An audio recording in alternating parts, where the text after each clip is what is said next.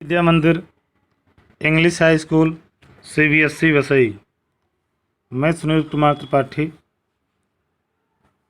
प्रिय छात्रों, आज हम पाठ 10 झांसी की रानी के अंतर्गत शेष भाग 2 का अध्ययन और अध्यापन करने चल रहे हैं, जिसमें है पाठ की व्याख्या।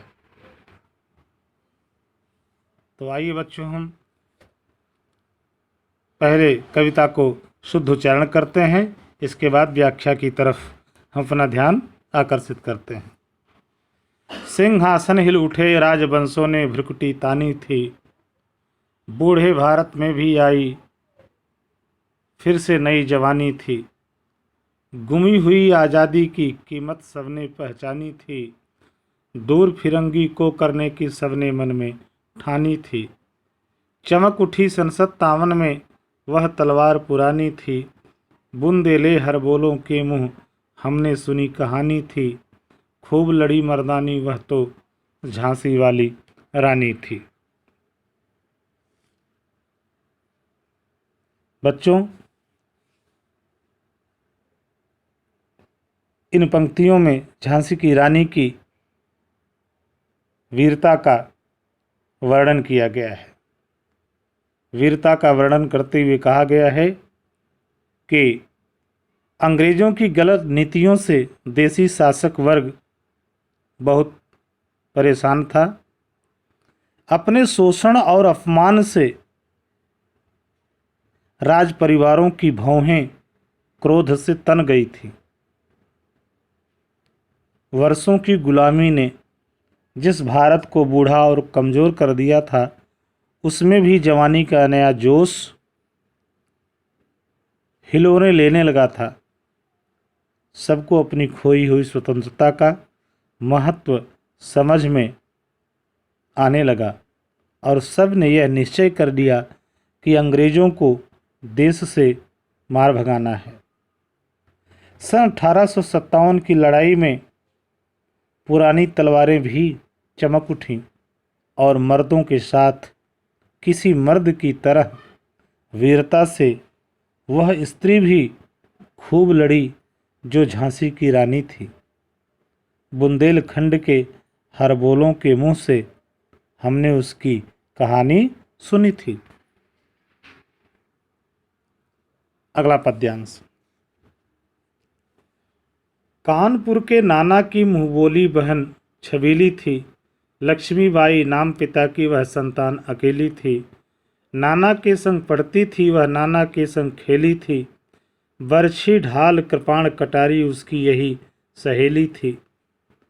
वीर शिवाजी की गाथाएं उसको याद जवानी थीं। बुंदेले हरबोलों के मुँह हमने सुनी कहानी थी। खूब लड़ी मर्दानी, वह तो झांसी वाली रानी थी। लक्ष्मी थी या दुर्गा थी, वह स्वयं वीरता की अवतार। देख मराठे पुलकित होते उसकी तलवारों के वार। नकली युद्ध व्यूह की रचना और खेलना खूब शिकार। सैन्य घेरना दुर्ग तोड़ना, ये थे उसके प्रिय खिलवाड़। तो आइए बच्चों, देखते हैं व्याख्या की तरफ। झांसी की रानी लक्ष्मीबाई अपने पिता की इकलौती संतान थी। बचपन में उसे नाना साहब छबीली कहते थे। वह उसे अपनी बहन मानते थे। वह बहुत सुंदर थी। वह नाना के साथ ही पढ़ती और खेलती थी। उनकी दोस्ती केवल बरछी ढाल तलवार और कटार से थी। शिवाजी की वीरता की कथाएं उसे जुबानी याद थीं। बुंदेलखंड के हरबोले कहते हैं कि वह एक महान योद्धा थी जो युद्ध में मर्दों की भांति लड़ी।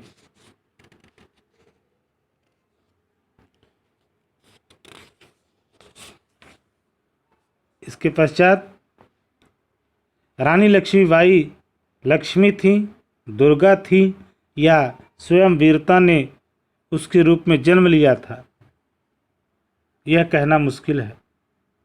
उसकी तलवारबाजी मराठों में प्रसन्नता की लहर भर देती थी। नकली युद्ध, दुश्मनों को घेरना, शिकार करना, सेना घेरना, किले तोड़ना, यही बचपन में रानी के प्रिय खेल थे। यही रानी के प्रिय खेल थे। आगे देखें। महाराष्ट्र कुल देवी उसकी भी आराध्य भवानी थी। बुंदेले हर बोलों के मुँह हमने सुनी कहानी थी। खूब लड़ी मर्दानी वह तो झांसी वाली रानी थी। हुई वीरता की वैभव के साथ सगाई झांसी में। ब्याह हुआ रानी बन आई लक्ष्मीबाई झांसी में। राजमहल में बजी बधाई खुशियाँ छाई झांसी में। सुभट बुंदेलों की बिरुदावल सी वह आई झांसी में। महाराष्ट्र की कुल देवी भी दुर्गा की वह भी पूजा किया करती थी। बचपन से ही उसमें वीरता के संस्कार भरे हुए थे। बुंदेलखंड के हर बोले उस साहसी वीरांगना के पौरुष की कथा गा गा कर सुनाते हैं।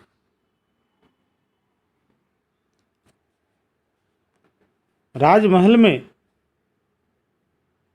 वीरता की प्रतीक रानी का विवाह सुख समृद्धि के प्रतीक झांसी के राजा गंगाधर राव के साथ हुआ। राजमहल में खुशियां छा गई। बधाई के गीत गाए गए। बधाई के गीत गाए गए। बुंदेलखंड के वीर योद्धाओं के यश का गीत जो दुनिया गाती है। रानी लक्ष्मीबाई उस गीत को चरितार्थ करने झांसी के महलों में आई।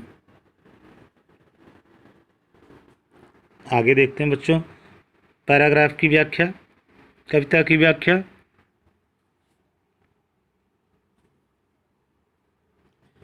चित्रा ने अर्जुन को पाया शिव से मिली भवानी थी।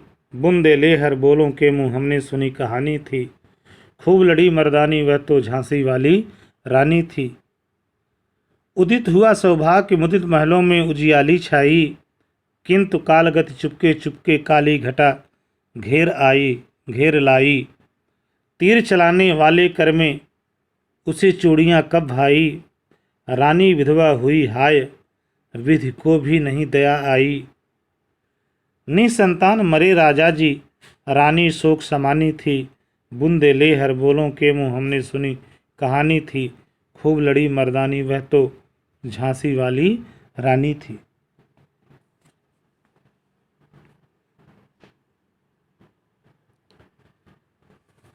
ऐसा प्रतीत होता था जैसे चित्रा ने अर्जुन को पा लिया हो और शिव ने भवानी को।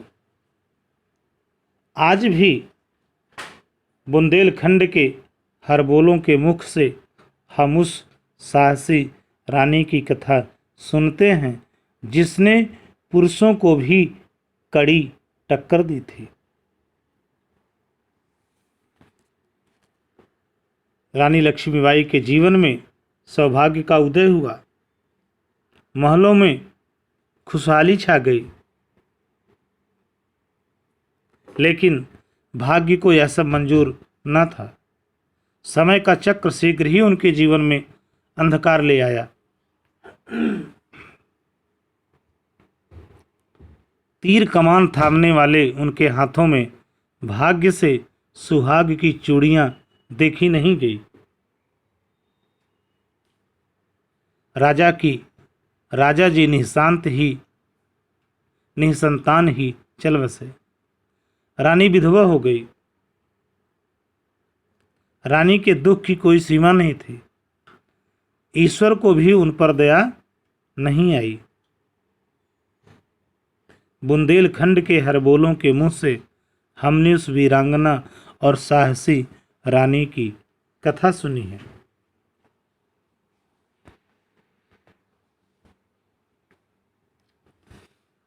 बुझा दीप झांसी का तब डलहौजी मन में हर्ष आया। राज्य हड़प करने का उसने यह अच्छा अवसर पाया। फौरन फौजे भेज दुर्ग पर अपना झंडा फहराया। लावारिस का वारिस बनकर ब्रिटिश राज्य झांसी आया। अश्रुपूर्ण रानी ने देखा झांसी हुई वीरानी थी। बुंदेले हर बोलों के मुँह हमने सुनी कहानी थी। खूब लड़ी मर्दानी वह तो झांसी वाली रानी थी। तो बच्चों, राजा की मृत्यु के बाद राजा की मृत्यु के बाद झांसी राज्य में दुख का अंधेरा छा गया। उसकी देखभाल करने वाला कोई न रहा। यह समाचार जानकर लॉर्ड डलहौजी मन ही मन बहुत खुश हुआ। उसने समझा कि राज्य को हथियाने का यह बहुत अच्छा अवसर है। उसने तुरंत ही सेनाएं भेजकर झांसी के किले पर अपना झंडा फहरा दिया और स्वयं को उस राज्य का अधिकारी घोषित कर दिया, जिसका कोई उत्तराधिकारी न था, जिसका कोई उत्तराधिकारी न था। आंखों में आंसू भरे हुए रानी ने देखा झांसी पराई हो गई थी। वहां अजीब सी नीरवता छाई हुई थी।